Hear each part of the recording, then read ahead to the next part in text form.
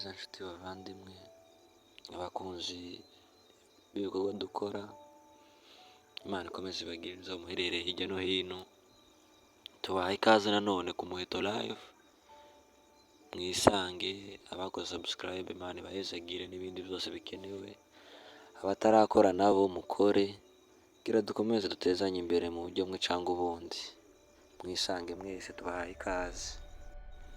Tudatinze rero, uyu munsi twabazaniye ibintu byiza cyane, ibintu bimeze neza, ibintu mutamenyereye, ibintu byagenzuwe igihe kirekire cyane tubyigaho iminsi itari mikeya.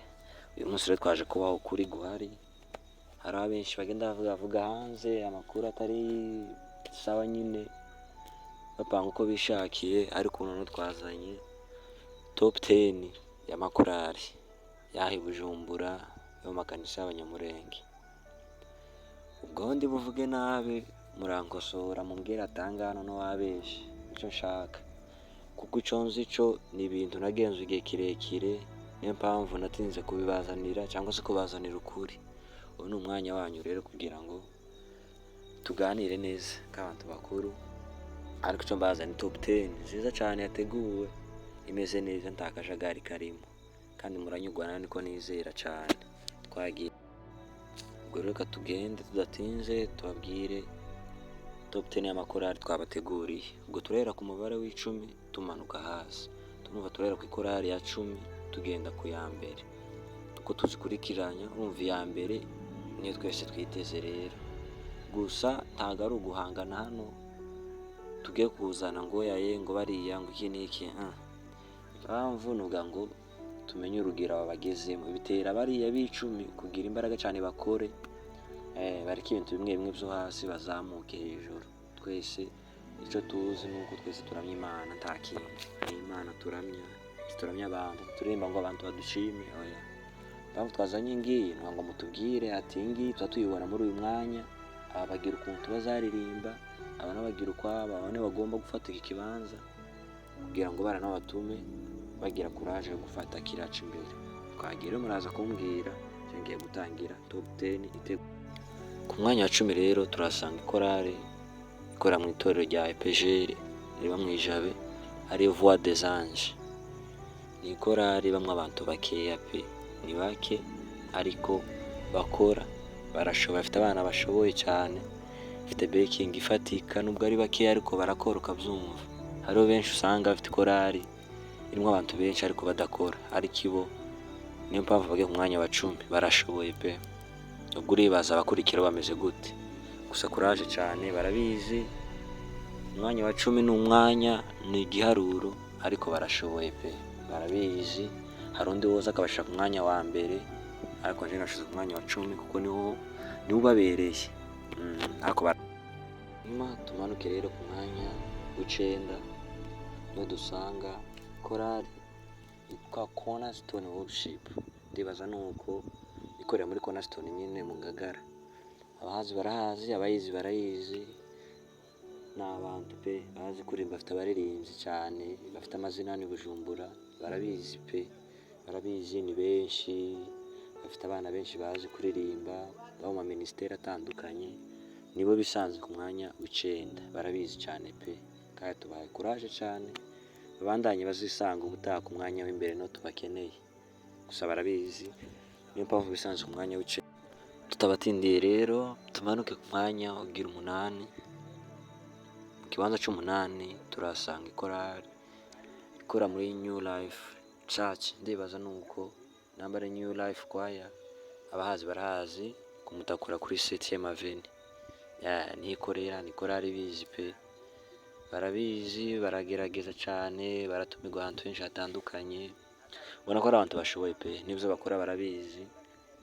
Mbese bose barabikora, ibyo bazi, ibyo bakora barabizi, ariko nabo baragerageza pe. Niyo mpamvu uyu mwanya bawisanzemo, uyu mwanya w'8. Tutabatindiye rero, reka tumanuke ku mwanya ugira 7. Niyo mwanya dusangamo ikorali bita Umugeni wa Yesu. Ni umugeni wa Yesu koko, bose ni abageni ba Yesu, natwe turibo, ariko bahisemo kwita Umugeni wa Yesu Choir. Ikora mu itorero rya Philadelphia ku Mutakura ku kibanza kuri dixième avenue ndibaza naho ngaho ni korali bizi pe, irimwo abana bose bafite amajwi afatika vraiment barabizi, ni benshi kandi pe baruzura podium abandi bagahagarara hasi bakarenga. Urumva rero ni abantu bashoboye kuba bisanzwe muri iki kibanza cya karindwi, ni uko bagikorera ubona ko bagikwiriye. Mugende musura za YouTube channel zabo barazifite bose, uko nyine nagiye mvuga niko zitwa, amazina y'amakorali yabo niko zitwa, mugende mubashigikire bose. Uno mugeni wa Yesu rero wisanze mu mwanya wa karindwi, reka tubandanye imbere turebe ko tubona n'umukwe. Ikibanza cya gatandatu rero turahasanga korali yitwa Arche de Noé, ikorera mu itorero rya Kanani ku Mutakura ku rya kane. Abahazi barahazi, abatahazi bazohagere birebereye korali pe, barabizi. Ni urubyiruko rwiganjemo cyane, abana batoya babizi, bazi kuririmba, barashoboye pe, kandi ni abantu benshi baruzura podium yawe ashikarembera no hejuru, hakujya bagira ikanisa rinini kandi barabizi pe. Niyo mpamvu bisanze muri uyu mwanya bafite amajwi pe, bafite amajwi barabizi. Ntitubatindaho, reka tubandanye dukomeza n'imbere, mugende mubashigikire nabo pe, barashoboye cyane. Niyo mpamvu bisanze muri uyu mwanya wa gatandatu, si uko rwo bashoboye kurusha abandi, ahubwo niho bakwiriye muri aka kanya, n'abandi barabizi pe.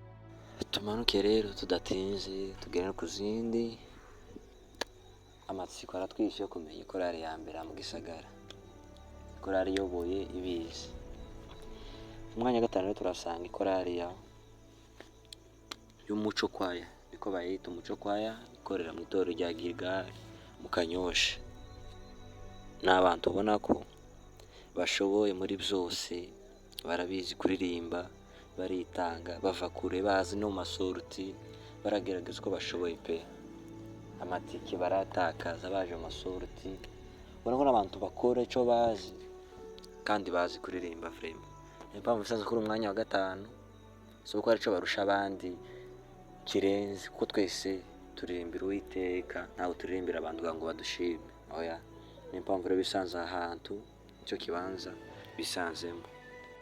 Mugende mubasure, bakorera mu Kanyosha, ni abaririmbyi beza pe, bafite abana b'abakobwa bafata baking bakayishyira hasi yo mu gisagara yose.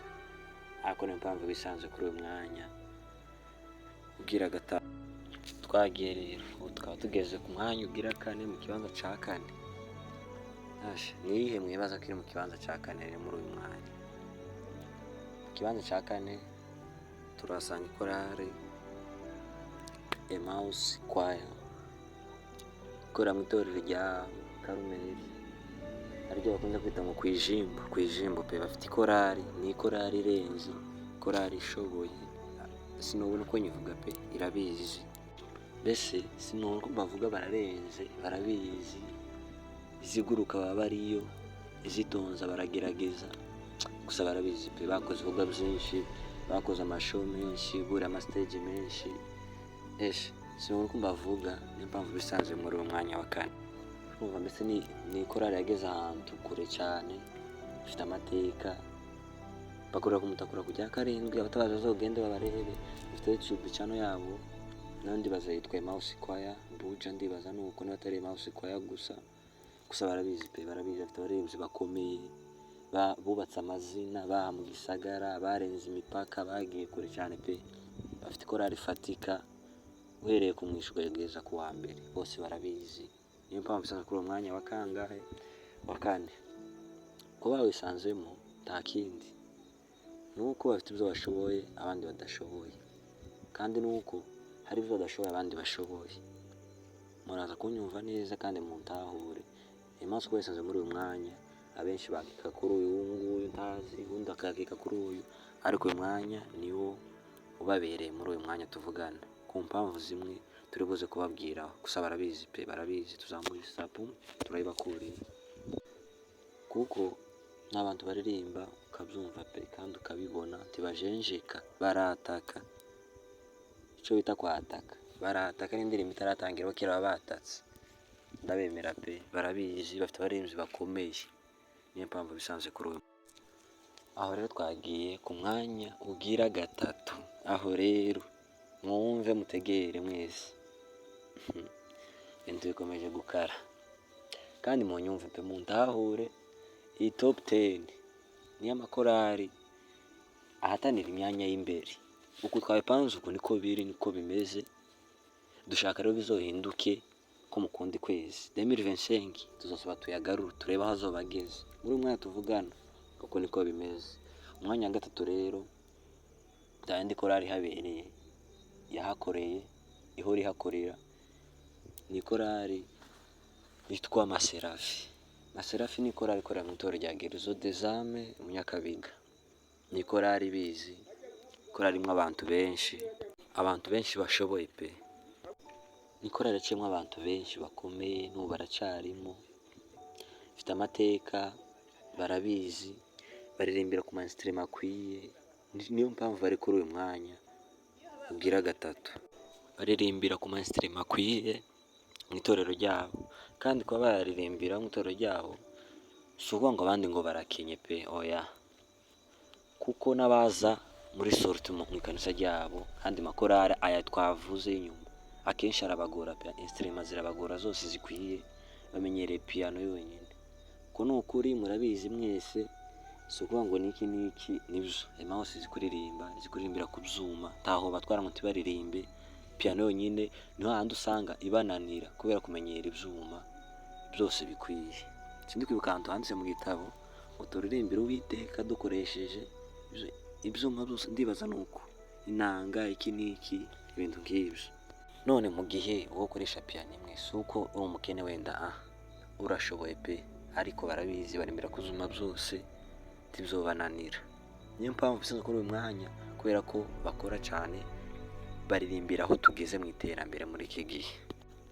Si ukuvuga ngo abandi wenda nuko bananiwe kubigura, oya, wenda nuko nyine batarabigura cyangwa se iki niki, ariko niyo bageje mu makanisa afite mainstrument amakorari yose ari inyuma ya Maserafi tiyo bibasha, kandi anabibashije anabishoboye pe, nta kibazo kirimo kandi biranakwiriye. Baba bakoze ama repetition ariko bagende bitoze kuririmba ku mainstrument yose, kuko hari amastage amwogeza amakorari amwe twavuze ari inyuma ya Maserafi atubasha, anatinya kuja mu makanisa amwe ateye imbere ku mpamvu z'ibyuma.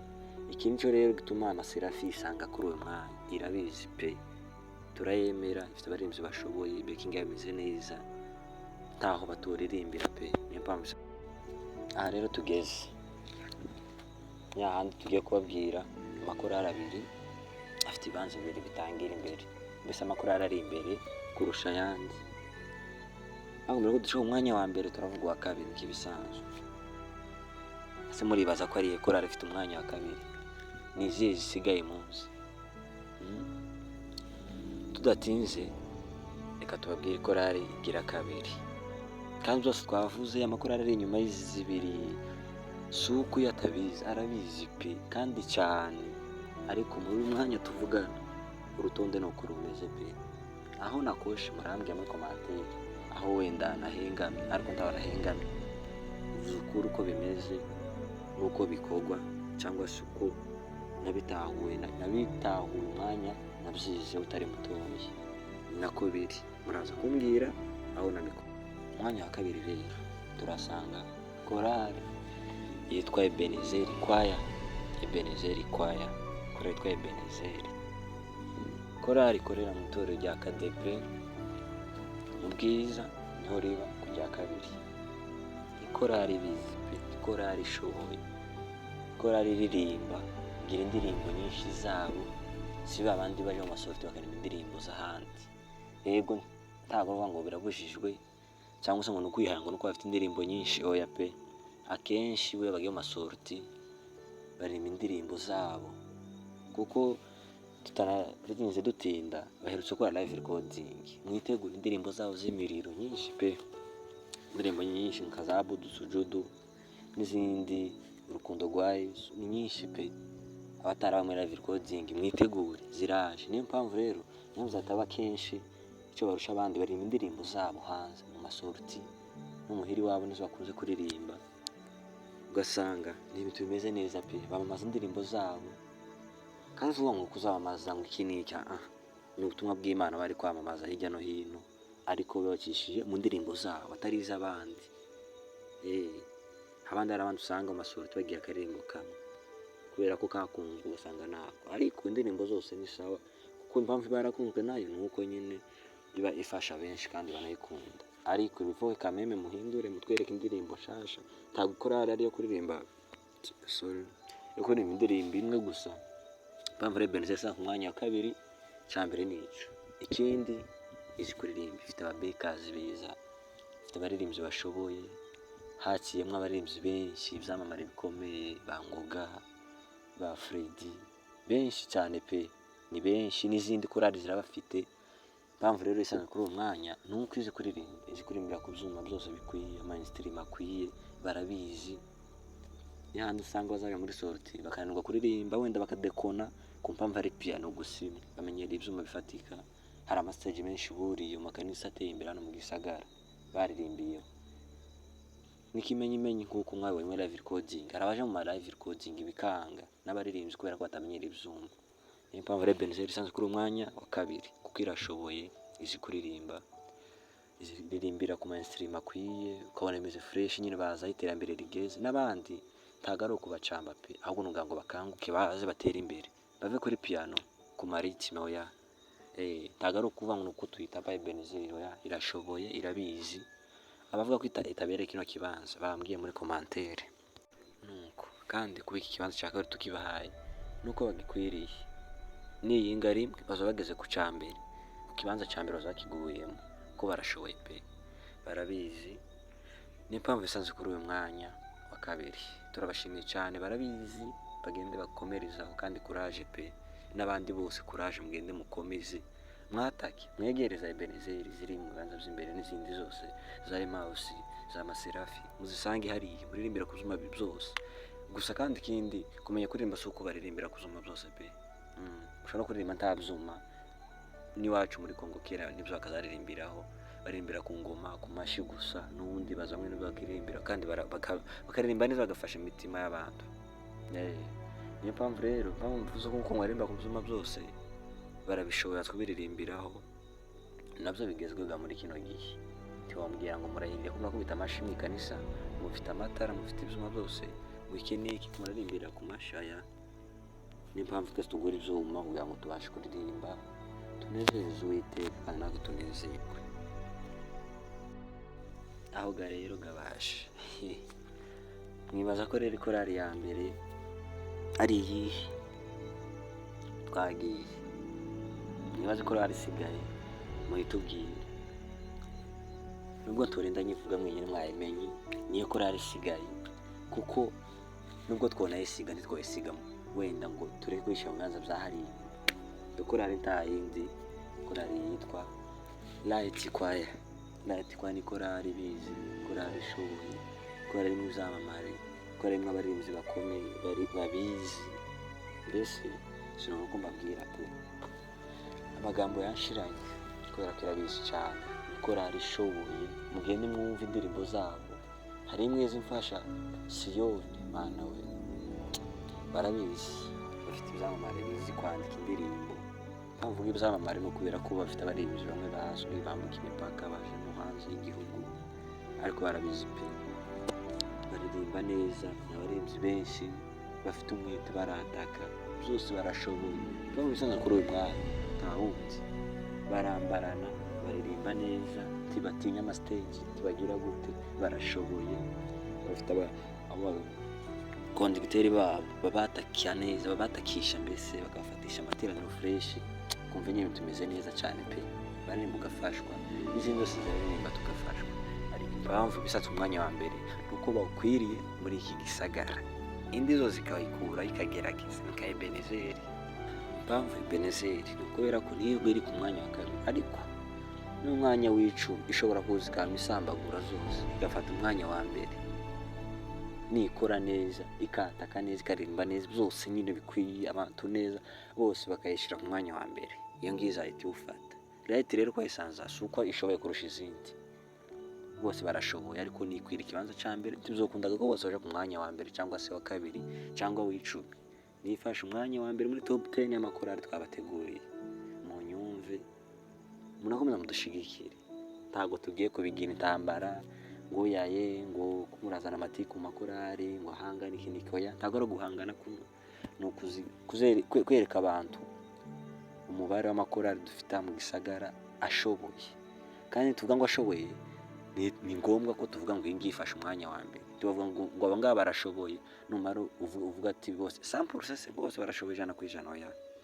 Niyo mpamvu rero Light Choir ishoboye, irabizi, bakorera mu Ijabe mu ikanisa ryitwa Agape. Muzogende mu basure, muzamura nabo cyane mu masorti amwe abakorari benshi muraza kumva hino kiganiro, muraza kutubwira aho na dekonye cyangwa se nishe, mutubwire. Ni izo korari twabategura 10, ubutaha tuzobategurira izindi zirenze 10 n'ibindi bikorwa byinshi tugiye kubategurira. Mukomeze mutugire neza, mudushigikira muri byose, musangize iyi video ku bantu hirya no hino, ku nshuti zawe nazo usangize inshuti zazo, nuko mukomeze mudushigikire, mugire neza, mudufashe mu buryo bumwe cyangwa ubundi. Kuba nkoze video biratuma mwireba, munyungura ibitekerezo n'abandi bungurane uko nguko, kandi mumfasha gutera imbere kuko naje nafasha muri iki, uyu nawe kumfasha muri iki. Mukomeze mudushigikira, muri abantu beza, turabakunda cyane. Niyo mpamvu twabakoreye liste y'amakorari 10. Mugire ibindi mudusaba tuzabakorera, byose turahari ku bwanyu ngo tubibakorere. Murakoze, mukomeze mugire ibihe byiza, Imana ikomeze ibiteho, turabakunda cyane.